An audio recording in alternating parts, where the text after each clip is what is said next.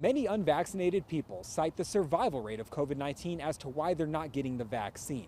But what they may not be considering is what survival actually looks like in some cases. For one man, that involved relearning how to walk, talk, eat, and drink by himself. I'm a non-smoker, non-drinker, very physically active, healthy person who went from living a normal life to having every single thing in my life taken away from me. Nathan Washam is living proof the physically fit aren't immune to the worst parts of COVID-19. This could happen to anyone. Back in January, before he qualified for the vaccine, Nathan contracted COVID. I remember being wheeled through the back door, but beyond that, I don't remember anything until I woke up months later. In a coma for 2 months, Nathan lost nearly 40% of his body weight. Coming out of the coma, I couldn't move anything. I was 100% paralyzed. Couldn't move my lips, couldn't blink. It was scary. It was heartbreaking.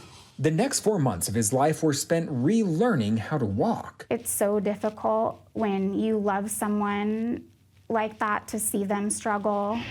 His wife, Sarah, quite literally had his back the whole time. You don't know what this is like until it knocks on your doorstep. Then he started walking, and I knew in my heart that he could do it, and he did. After 11 trying months, Nathan is regaining his stride. Doctors say his battle with cancer decades ago did not play a role in his war with COVID.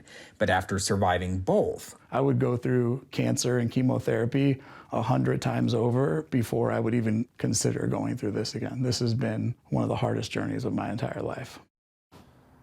During his battle with COVID-19, Nathan also developed HLH, which attacks the immune system.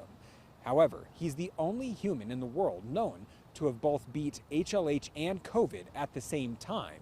He tells us this all wouldn't have been possible without the doctors at UC Health and also the countless anonymous donors who gave blood.